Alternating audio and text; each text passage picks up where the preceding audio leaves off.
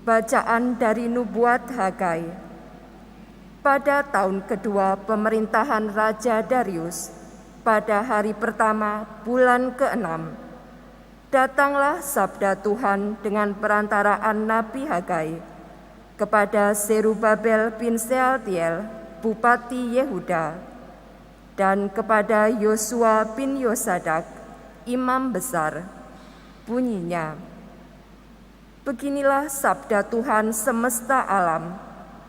Bangsa ini berkata, sekarang belum tiba waktunya untuk membangun kembali rumah Tuhan. Maka datanglah sabda Tuhan dengan perantaraan Nabi Hagai. Bunyinya, apakah sudah tiba waktunya bagi kalian untuk mendiami rumah-rumahmu yang dipapani dengan baik, sedang rumah Tuhan tetap menjadi reruntuhan? Oleh sebab itu, beginilah sabda Tuhan semesta alam. Perhatikanlah keadaanmu. Kalian menabur banyak, tetapi membawa pulang hasil sedikit. Kalian makan, tetapi tidak sampai kenyang. Kalian minum, tetapi tidak sampai puas. Kalian berpakaian, tetapi badanmu tidak menjadi hangat. Dan orang yang bekerja untuk upah, ia bekerja, tetapi upahnya ditaruh dalam pundi-pundi yang berlubang. Beginilah sabda Tuhan semesta alam. Perhatikanlah keadaanmu, maka naiklah ke gunung, bawalah kayu, dan bangunlah rumah Tuhan. Maka aku akan berkenan menerimanya dan akan menyatakan kemuliaanku di situ. Demikianlah sabda Tuhan. Syukur kepada Allah. Tuhan berkenan akan umat-Nya. Tuhan berkenan akan umat-Nya.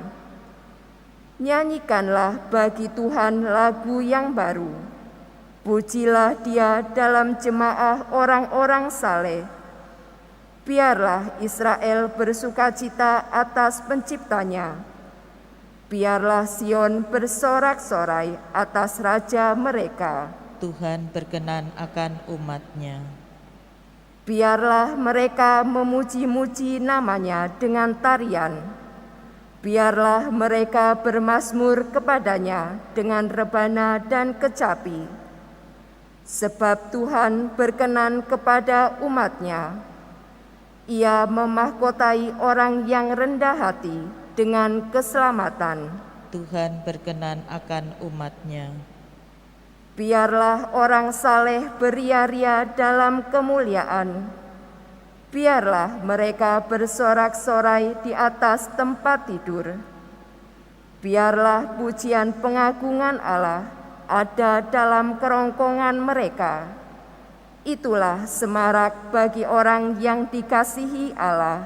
Tuhan berkenan akan umat-Nya.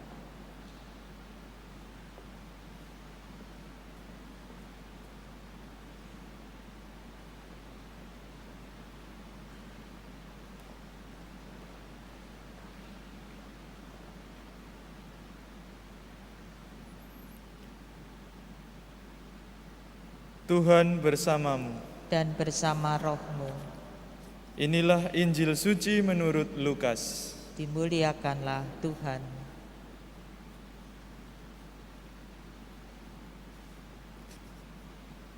Ketika Herodes, raja wilayah Galilea, mendengar segala sesuatu yang terjadi, ia merasa cemas, sebab ada orang yang mengatakan bahwa Yohanes telah bangkit dari antara orang mati. Ada lagi yang mengatakan bahwa Elia telah muncul kembali. Dan ada pula yang mengatakan bahwa seorang dari nabi-nabi zaman dahulu telah bangkit. Tetapi Herodes berkata, Yohanes kan telah kupenggal kepalanya. siapa gerangan dia ini yang kabarnya melakukan hal-hal besar itu?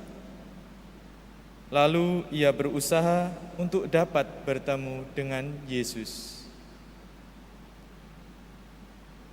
Demikianlah sabda Tuhan. Terpujilah Kristus.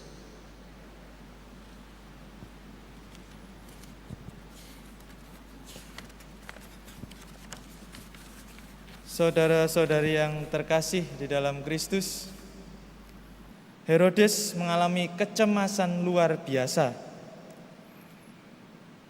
Kita dapat melihat bahwa Herodes adalah seorang penguasa yang memang dirinya itu anti kritik, dan ia malah sekali berurusan dengan orang-orang yang suka memberi teguran terhadap dosa.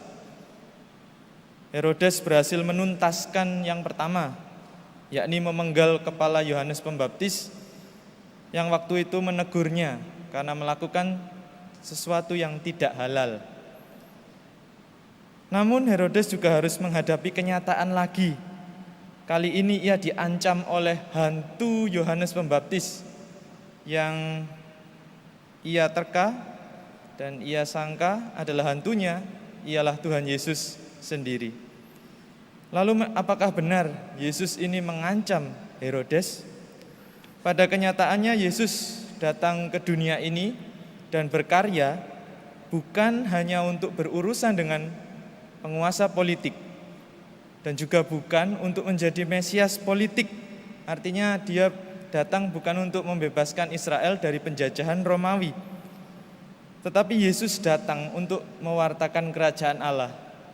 Yesus datang untuk menjadi Mesias lebih dalam lagi, Mesias akan dosa.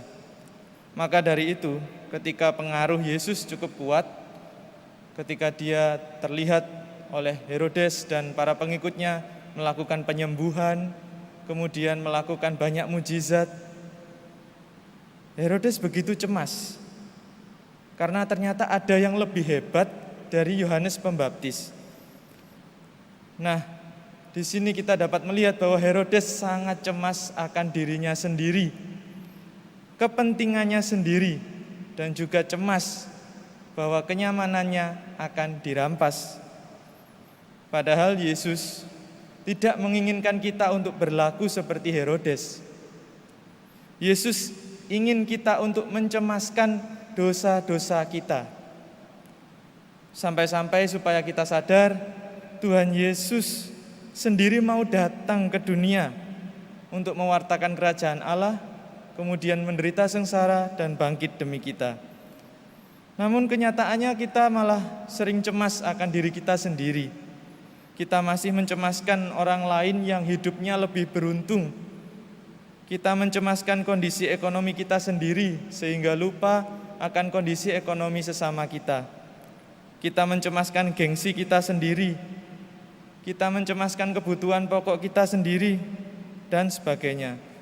Lama-lama jika kita tidak memiliki iman dan terus-menerus cemas, dan ketika kecemasan kita itu kita tumpuk, kita akan menjadi seperti Herodes.